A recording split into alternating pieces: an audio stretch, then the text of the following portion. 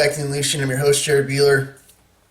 I don't know what direction I'm going to take this video today, but I had some things on my mind, and with work and stuff like that, I'd like to at least get one out a week and on the weekends and stuff. But I woke up this morning and I was walking around the kitchen before I took off, and I ended up starting to listen to this video from Moulton Howe. She was talking to an investigator. If you guys don't know who that is, she's been an investigator and journalist for a lot of years and stuff like that. She's up in age. I think she's in her 70s or whatever, but she's talked to tons of people that have come forward. She has her own website and stuff like that, Moulton Howe at Earth Files and things. Been on all the scenes of UFO hunters and things like that and stuff. And I've listened to her talk before and things, and she was talking about Navy SEALs, Delta, and Marines and stuff that have come forward about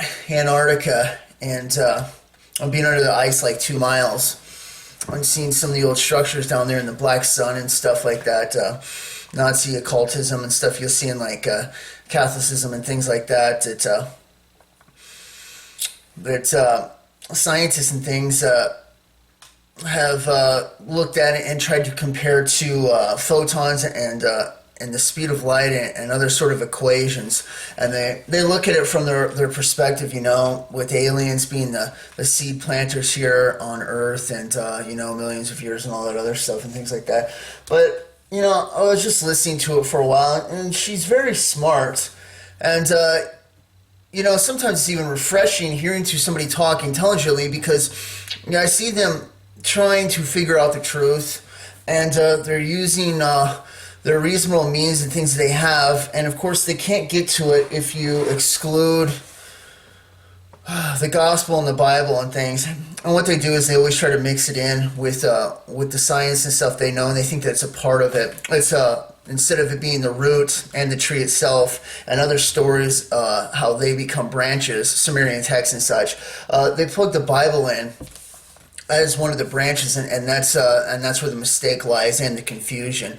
And you'll see so many times in New Age and everything else, there's always these answers, but it's never the direct answer. It's left with more questions and more questions and more questions as it drags you along, ultimately to burn up all your time and then sends you to hell at the end when you haven't figured out that you need to place your life in Jesus Christ and walk with Him.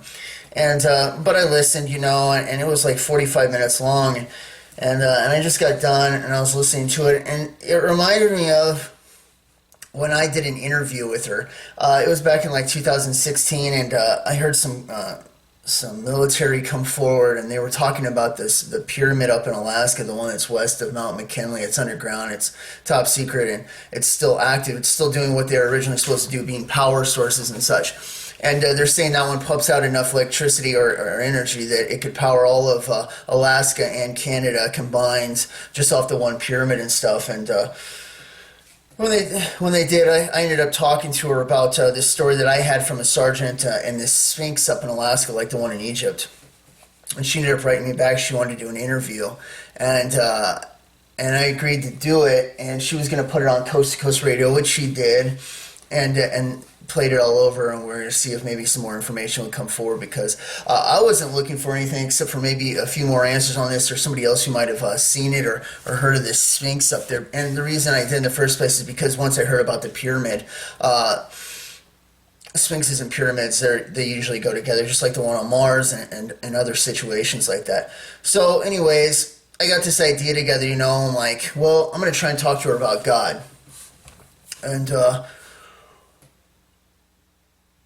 I didn't know exactly how I was going to do it, so I was praying for a window and stuff like that. And, we got to talking, and I told her the first story, which had to do about when I chased down this UFO. Me and Chris Banta, we chased it down when I was sophomore year, and we came face to face with one of its creations at the end of this road.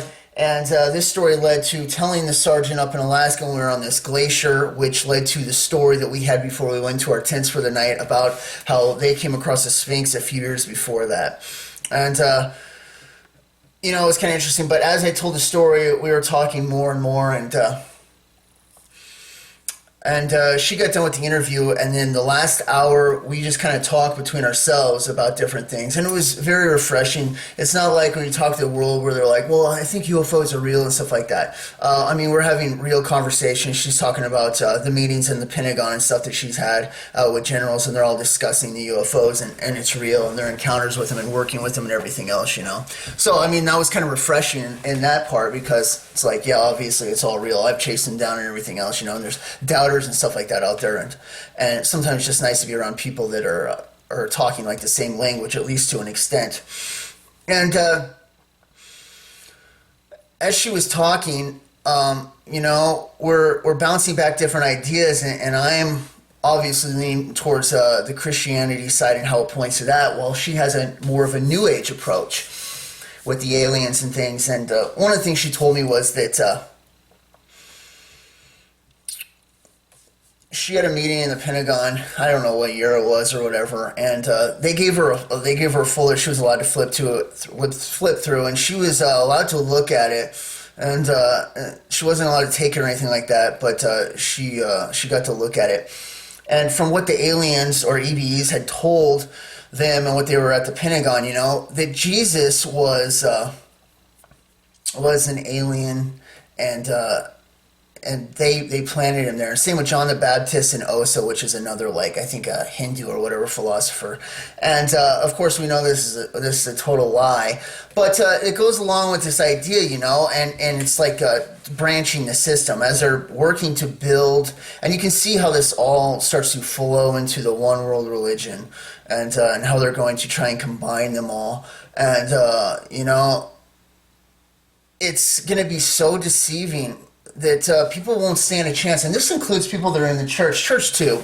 Let's get that straight. Church too, that are half-assed Christians, and you know, when this takes place, it's going to deceive them completely when they see the aliens bust out of the sky and the ships are huge and they realize the whole thing. I mean, the world's going to crumble, and they're going to buy right into that. That's where the people went. They're going to see the power of them and the things like that, and but. You know, listening to the conversation that she was having, they're so close, you know, to getting to the truth, and yet still so far away. They understand, while dealing with the aliens, that there's a huge connection, that there's a huge interest in our souls, and that they don't seem to have them, and it's something only with us, and yet the aliens are telling them that we're a creation and stuff like that. Why would they be so interested in our souls and stuff? They also know when Hitler was dealing with them, that they had told him, you know, that to start the Aryan nation and everything else, but they wanted to eradicate the Hebrews and the whole Hebrew nation and things like that. You know, you see this hatred that comes in there that stems from Satan, that we know, into the Jewish people to destroy them, and it's still taking place now. Replacement theology and stuff like that. It's crept into churches and stuff like that, church too. And you know, they're so close because they have the facts that they need, that they could flip over and plug in. Oh my gosh, this lines up with the Bible. Of course they'd be after the Jews and stuff like that. They were in there slaughtering the giants in the first place, and the spirit of the giants going to the demons. So those demons are body jumpers, which would it be because they can inhabit other bodies or things that are created for them, including alien body, which is why when Roswell happened, they cut it open. It had no organs or stomach or intestine or anything like that. It looked like an android, an organic android. These are vessels that the giants, the spirits of the Nephilim, the Raphaim, can inhabit, and this is exactly what aliens are. So when somebody says that they're demons, yeah, you're pretty much right on. They're just in an organic body that can work in the third dimension. And, you know, they're closest because they can see what they're doing and what they're after and their curiosity, but then it starts to get into this new age idea and some other religious ideas with reincarnation and things like that. And then they get off the track and they can't figure it out. But anyways, while we're talking, she was asking me about some stuff, and I ended up telling her about my rapture vision, because this was in 2016, so I already had that back in 2014, right?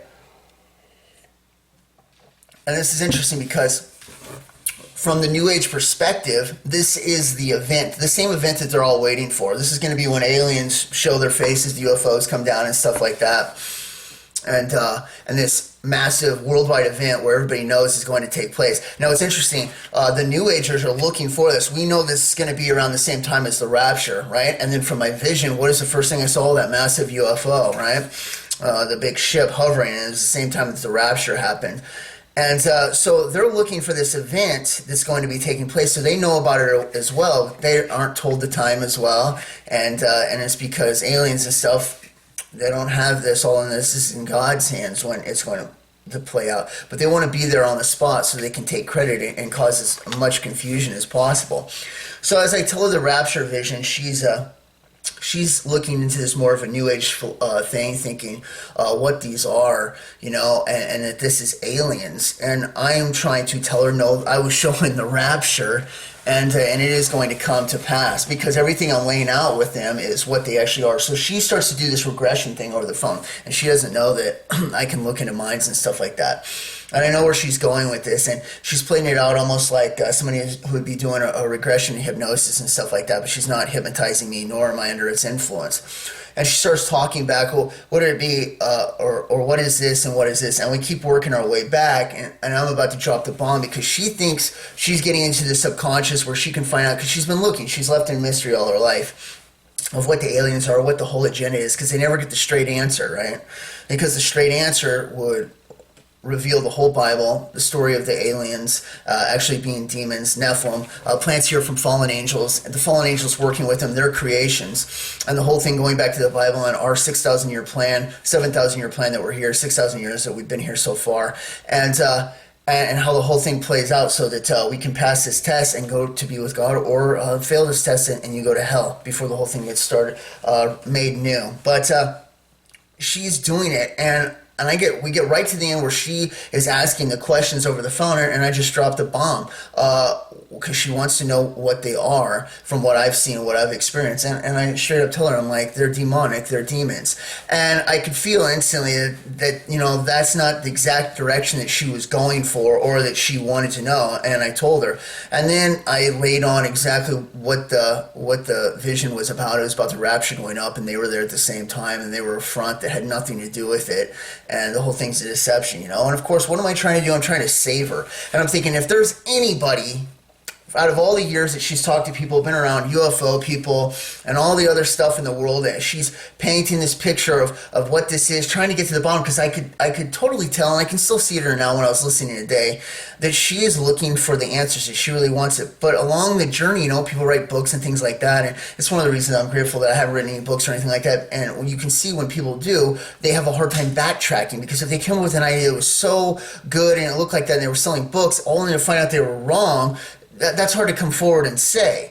It can trap you into a belief that you might have had that looked right at one time, but it was wrong. So she's looking for the answers and stuff, but I'm like, no, that's not what it is. They're demonic and stuff, And finally, I realized I wasn't getting anywhere. She is having a meeting in the Pentagon, multiple ones, and talking to people that are like 4-star generals and stuff. And here I am. I'm just a young guy, like 34 or whatever, when I'm having this conversation with her, And I'm right, and they're all wrong, or pushing her to be wrong through deception and stuff like that. Some of them know, some of them don't.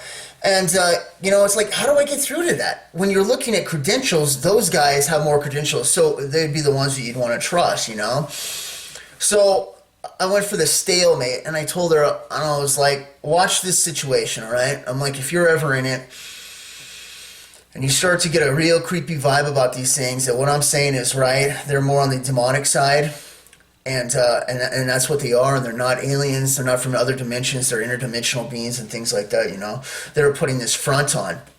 I'm like, get down on your knees as fast as possible and turn to Jesus Christ. And then she told me, I wear a cross with me all the time and stuff like that, and jumped into religion, which was basically a Catholic religion stance that she had, wearing the cross and the protection and stuff that comes with that. And it's like, and that's where the conversation ended, and there was nothing more I could do on it. I kind of did whatever I could to try and plant the right seeds I could that hopefully might help her later on in life. But that's as far as it was going to be allowed to go. And, it's just, I didn't think about that really, that whole conversation. I haven't thought about it for a long time, except just this morning when I was listening to her talk and stuff like that. And like you say, they get close, they have an idea about some of the things, and you can see the very characteristics that line up with the Bible. The aliens telling them to take away the Hebrews and stuff like that, the Jews.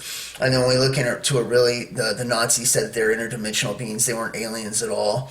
And that whole connection there, and then him wanting to take him out, and then the aliens also. I mean, she was talking about how they were told that World War II, was kind of an extent of their power being played as us, with basically being avatars for them in a war that was taking place, and you can see when we look at that from the biblical perspective, the demonic possession of like Hitler and the other things that were taking place, and the whole agenda behind it had nothing to do with aliens, which from their point of view would, but they're not aliens, they're demonic beings, as you can see what I'm saying here, hopefully. And, like I say, they're on the cusp of it, but they just, forever learning, never coming to the conclusion of the reality of the truth, really. It makes me think of that verse. But, yeah, it was just interesting, and like I say, the deception is going to be so strong, and it already is. It really is. I try to get through to people and stuff like that, and I was hoping that this channel would, but, I'm blocked on different things as well.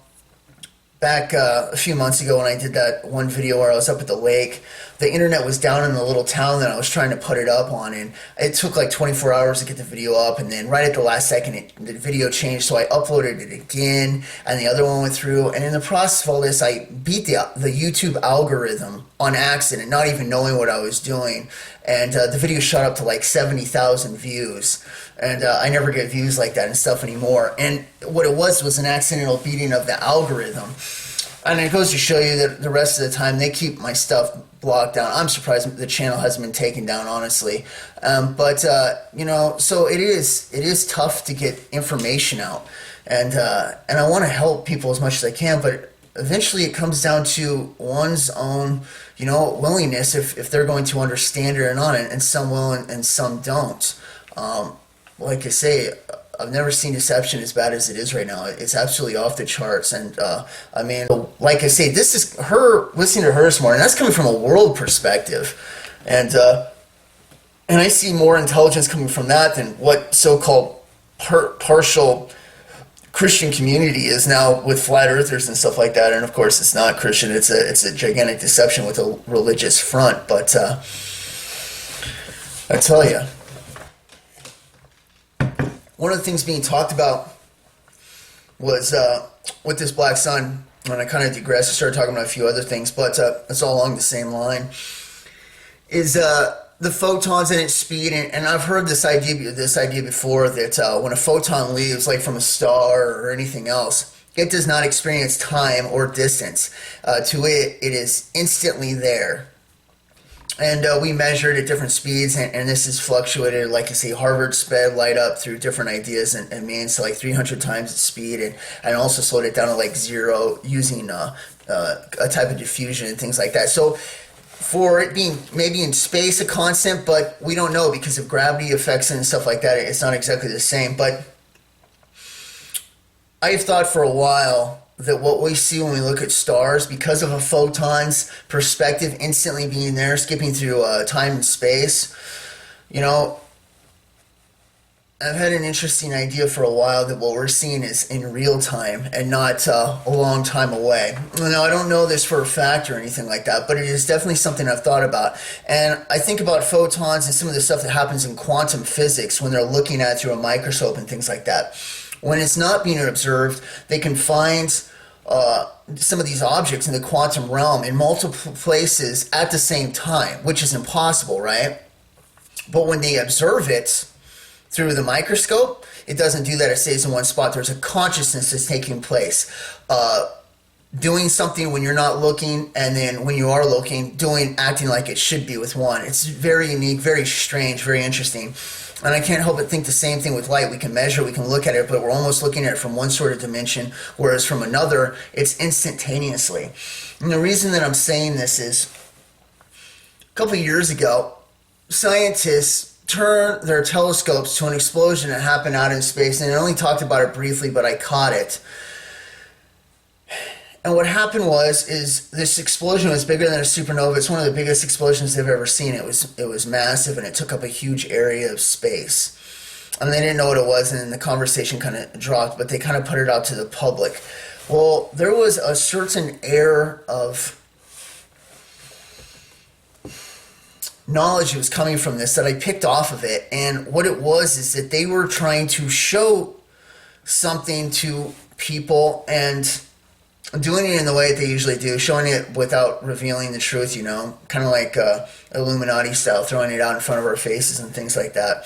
And I picked up on it, and it instantly had a connection with what I had heard from in the early 90s when the Air Force was talking to Alex Jones, and they said that they had anti-matter weapons that were so powerful that unlike nukes, they could blow up a solar system, right? And I had thought about that for a while. And when I saw that explosion and I felt this presence of them doing an Illuminati reveal, I couldn't help but think that that's what was taking place right then at that time. They were testing one of these way out, because obviously you can't test in our solar system. It would blow everything up, right, if they have these weapons, and it sounds like they do. So to test it in another solar system, half a galaxy away, would be a safe area to set it off. Here's where it gets interesting. From what we know in the distance of light travel and time and things like that, it would be impossible for us to see it. They would have to go back in time to set it off so we'd see it now at the present. And that's not what was taking place. They did it, and we saw it here at this time, nor do I think that they went back in time and said it. There is an interesting idea, and like I say, I've just kind of thought about it a little bit, that what they were doing was testing one of these. They did it right in front of us. They said they didn't know what the explosion was, but they knew very well, because they just randomly said they turned the telescopes in that direction and just happened to catch one of the big explosions ever when they were talking about it, right? And it wasn't a supernova. Well, ever since that time, like right at that moment, I just had the feeling that that's exactly what they were doing. They were testing a weapon out there in the far reaches away, and they were giving us a glimpse without even revealing it to us, and we saw it in actual time, because that's what we actually see the starlight and stuff in, is actual time from this perspective, because perhaps the photons that we see that experience the same thing travel the distance of the universe, and it's a split second to them, and they're instantly there. From our spectrum, we might be also seeing the same light and stuff like that, not as a distance. And even though it can be measured at a time, perhaps from a certain multi-dimensional realm where things can take on two dimensions at the same time, we can also see light in a distance at the exact same moment that it takes place, and we were able to see that explosion. I don't know, it's just kind of an interesting idea, but they were talking about that this morning with the photons, and it made me think of that, and it's something I've never talked about. And there's lots of things that I don't talk about on this channel. The original idea was I was just going to tell my story and drop it at that. There's no way that I can tell my story, not the whole thing, and definitely not on camera or anything like that. In person, I can tell my story, vetting the people and stuff like that, and knowing if it's all right. But the rest of the time, I can't. I kind of have to keep some stuff on the down low. But it's it's definitely a very interesting idea, and it's something I was thinking about when they were bringing that up this morning. The whole point of the whole thing is that stuff's getting closer than ever, and they're getting ready to bring in the alien deception, and not leaders or anything like that, but the aliens themselves, the demons, the fallen angels and stuff like that. They're getting ready to bring this in, and it will take place right at the time that they have appointed for it. And they've been hinting at it through New Age philosophy and stuff like that for quite a while, and they will know about it, and they all know of it as the event, and they don't realize the same thing we're looking for is around the same lines that we are. We're looking for the rapture, except while they're looking at us thinking, oh no, you just think it's rapture going with Jesus, it's actually going to be the aliens. They actually believe that 100%, and we on the other hand believe that it's a rapture, we're going with Jesus, and that's going to be the deception, and they don't know, right? But everybody's looking for the same thing, and they know that it's going to be taking place, and it is going to very soon, and it's getting closer and closer by the day. And like I've stated many times, this definitely looks like the year right now, but so have other years in the past. When I hear people talk about what year it is, 2021, when they think the tribulation will start and all this other stuff, that doesn't mean anything to me, and there's an important reason why. The reason why is that on one of the Jewish calendars it's 5779, and another one we're in 6005 right now. Okay, they don't know the exact line because it's kind of been lost over time. The only one that actually knows the timeline is God, and He has it down to the millisecond, of course, on when this is going to line up with 6,000 years and when He wants to end this and finish up the rest and everything else. So we're at a time that we don't know exactly at. So when somebody says, well, I don't think it's going to be 2021 because they're using a calendar, there is nobody that has the right calendar at all. They've all been screwed up and it's been lost in time. And this is why some speculate when Jesus was actually born, it wasn't at 0, it was at 4 BC and other things like that's the same thing because they don't actually have the dates. They could have been messed up a few of the years and stuff like that, and some of the years not counted for that we don't know about, certain lengths of time and stuff like that, how long Adam and Eve were in the garden before they sinned, so on and so forth. So the dates we don't know. So all we can do is look for the signs and the things that take place at that time, and what the Lord tells us, that He's coming soon, and the things closing up with that, and what years will line up with Daniel's timeline, with other things that take place, lengths of time when we put in like the false prophet, how long he's going to be alive, and stuff like that. When we can calculate all this together and look at it, the planet system coming through that'll be a part of the judgments, of the trumpet judgments and stuff like that. This stuff we can use to start to calculate an idea. But as for the dates themselves, we only have a few ideas. People have asked me, talk about the Noahide laws and stuff like that. I'm really just kind of going over a bunch of stuff. To talk about that sort of thing is like telling me as I'm driving up 101 on the West Coast, through California, that there's a deer crossing the street in North Carolina. It doesn't mean anything to me, all right? These Noahide laws that people are freaking out about, all right? This is stuff that will be taking place in the tribulation. I have no intention of going in the tribulation. I have my intention of going in the rapture and pre-tribulation, okay? So that stuff doesn't mean anything to me. It's like when somebody starts freaking out about Sunday law. What do I care about Sunday law? I don't go to church buildings. I read the Bible every day and I pray to God, and that means nothing to me, and nor is there a fear to it. I've dealt with things far more severe, so if you're worried about Sunday law, you're a whelp, okay? It's stupid.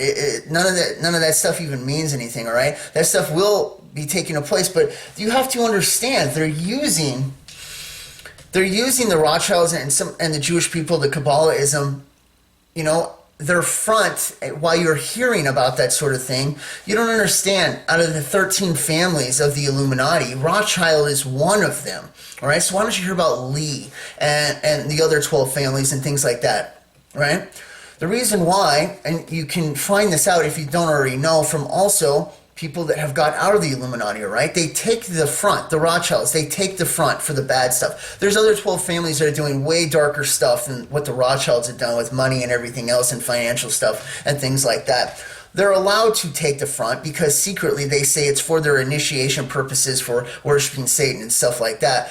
But really, it's to cover the other ones because they don't want to look bad and they want to be unknown. While the Rothschilds do that as part of their initiation, but then secretly the other families hate them because they're Jewish anyways, and they plan on turning on them in the tribulation or when the Antichrist goes in there. So they're only playing into their very planet and using them as a front to look like the bad guys while their dark deeds take place in the first place. So when this stuff's taking place, are they bad? Are they doing wrong things? Are they on a path to hell? Yes, absolutely. Are there more sinister things taking place? Yes, absolutely. Are the Rothschilds and part of the Kabbalism and the things like that, are they part of an agenda to make all of them look bad? Yes. Is it working? Apparently, because there's so many people that are in replacement theology and thinking that the Jews are fake and all this other stuff. And it's like, no, there's bad and good everywhere. And it's the same thing. There was bad ones back then. God had to deal with the Jews at different times when there was bad ones, stuff like that. He's still going to pull a remnant. He's still going to pull 144,000 out of there. He's still going to protect them in Petra during the tribulation. He's going to refine them. They're going to go into the 1,000-year reign. They're going to repopulate the earth. It's the same people at the same time and stuff like that. So the Noahide laws and all this other stuff that people are freaking out. There are worse things taking place right in our country with the guillotines that have been purchased, the FEMA camps that have them ready to rock and roll, and then the other agendas that are taking place. I mean, like I say though, none of that I'm paying attention to because this is all stuff that I believe will be taking place in the tribulation and is heading that direction. And when you look at the numbers and stuff like that, is the timeline that will fit into. Has nothing to do with right now, so it doesn't really mean anything to me. So when people are asking me, talk about this, talk about that, you're telling me to talk about something or freak somebody out or something like that that has nothing to do with my timeline nor my concern. I'm not worried about it even in the slightest bit. Like I say, it's like somebody freaking out about the Noahide laws or something like that, or not Noahide laws, but the Sunday law through Roman Catholicism that was started by Simon the Magus, and the whole paganism thing is behind that. It's just a bunch of nonsense. It's stupid. It means nothing to me. Oh, big deal. You're going to have to worship on Sunday. I worship every day already. And I don't have anything to do with their stupid buildings or church, which is a terrible word that's been indoctrinated into changing into going to a building when the original meaning is called out ones. Those who choose to follow Christ and are walking with him, okay, the real meaning. The called out ones, church one. And when I reference church too, it's the filth, the buildings, and all the other stuff that's out there right now at this time. I've got a video I want to do, but I'm getting a few more comments because I'm going to use it as an example. And you guys have heard me talk about it before, and it didn't come on until the flat earth thing, and that's when I started getting something to the conclusion, because it's not flat earth that is... The flat earth is part of the deception. It's the branding, you could say, of somebody that's been put in that camp of... you've been given over to a reprobate mind, a mind incapable of learning. And when I saw that, that's when I started realizing that there's something going on here. And it doesn't just have to do that. You're not damned because of believing in flat earth. You're damned because of the other beliefs that you secretly believe in that have led you to flat earth, and flat earth is your branding. And there's many others, but that was one of them, and that's what I was stumbling upon to. And it has to do with the thread. And it comes in even numbers, and I'm going to verbally patent it on this next video because nobody else has ever talked about this except for me, and I've referenced it quite a few times where you see somebody mess up in one area, and it always comes in like a 2. It's like an even number, and it has to do with like a thread in a shirt or a scarf or something like that. You pull it on one end, there's always another. Now, depending on how bad the other end is, or depending on how bad it is on the other side, really depends on the person's heart and things like that, but when you're wrong in one area, it will lead to another every single time. When you're wrong in 2 areas, then that's 4 areas you messed up, 3 areas, 6 areas.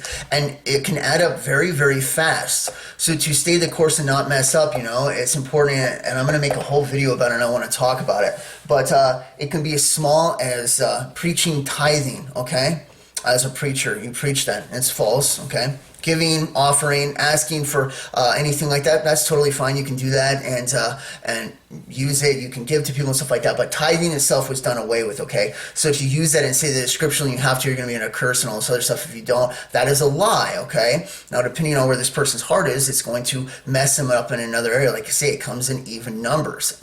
And this is just a small example of it. Depending on where your heart is, it can get you so far off as to putting you in a bad place where you're not even saved. Or if you do have a good heart that loves the Lord, it might just get you off in the area of believing that the Nephilim are actually the sons of Seth, okay? But there is a consequence for every mistake. And that's definitely going to be on one of the videos I want to talk about. Like I say, I want to get just a few more comments or whatever, because I'm letting people spew forth their idiotic ideas and things like that, and I'm going to point it out. I'm going to read some of these to you where you can see they can't even help themselves. When you're off in one area, the other ones will follow, and you'll see it, and that's going to be one of the things I'm going to talk about. But I don't want to get into it too far today. Really, I just want to get a video out because, like I say, with work and stuff nowadays, I might only be able to do one a week, and we are getting close, and there's lots of things that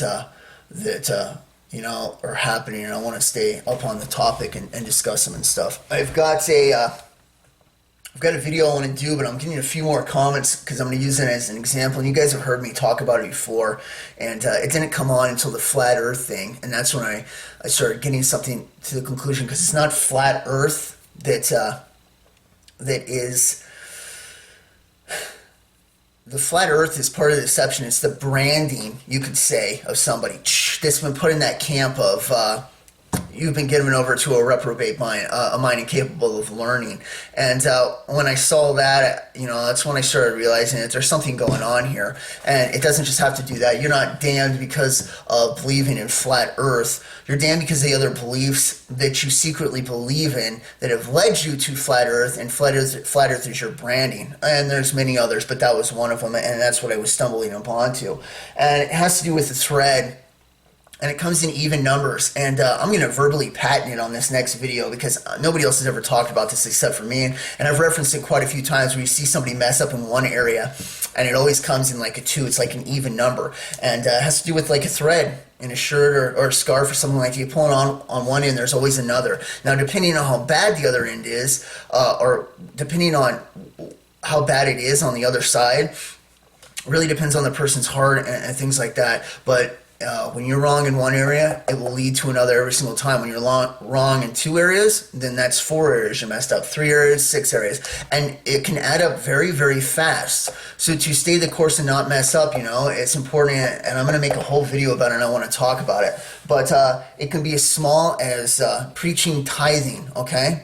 As a preacher, you preach that. It's false, okay? Giving, offering, asking for anything like that, that's totally fine. You can do that and use it. You can give to people and stuff like that. But tithing itself was done away with, okay? So to use that and say that scripturally you have to, you're going to be in a curse and all this other stuff if you don't, that is a lie, okay? Now, depending on where this person's heart is, it's going to mess them up in another area. Like I say, it comes in even numbers.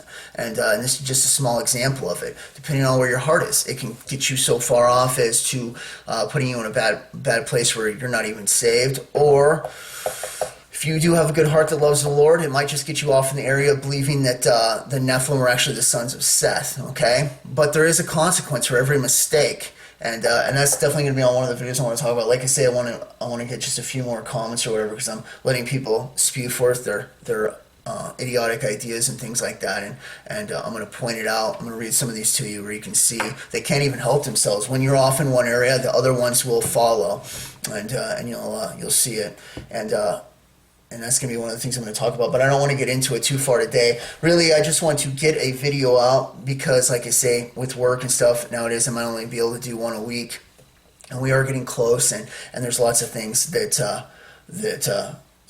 are happening, and I want to stay up on the topic and discuss it. And real quick before I get off,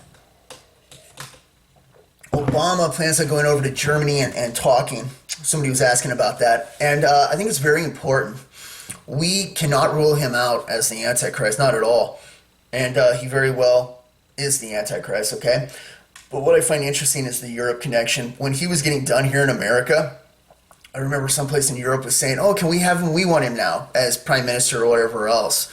And now he's going over to Germany and talk and stuff like that. And he's still going out and doing things like that. Well, they know that America is going to be destroyed. He was part of that plan through Russia and other things like that. Bring America to its knees, get the guns done away with, so it can be ripe for the taking. All right, so they could get rid of us, so they can usher in the New World Plan, because we're the last country to stand in the way with guns and everything like that in our individual ideas of nationalism and stuff like that they want to destroy, and they're already working on flipping, using Trump to do it by taking the nationalism, which makes a socialist nationalism being bad, and the nationalism or love for one's country, and flipping that over to the same idea by comparing it to the Nazis and stuff like that, and thereby branding Christians and stuff like that that are nationalists, that follow them as bad ones, that get left behind because of their big mega churches and things like that, not even realizing that we're in the end times and stuff like that.